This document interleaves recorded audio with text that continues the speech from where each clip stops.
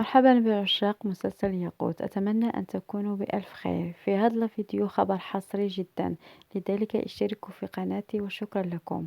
أصدقائي، عمر جسوي يعلم بأن أتيش ليس ابن ابنه الحقيقي، بل كان يعلم أن جولفام تزوجت بابنه وهي حامل.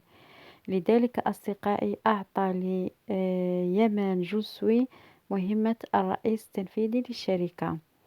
أما بالنسبة لفرايا فقد اختطفها بورا من أجل أن يغتصبها. ففي نظركم ما الذي سينقذها، أتيش أم يمان؟ أما بالنسبة ليمان فإنه قال لفرايا بأنها تريد فقط القوة، لذلك فسيقبل بعرض جده. أصدقائي، إذا أعجبكم تحليل الحلقة 11 من مسلسل ياقوت، أتمنى أن تشتركوا في قناتي وشكرا لكم، وإلى فيديو آخر إن شاء الله.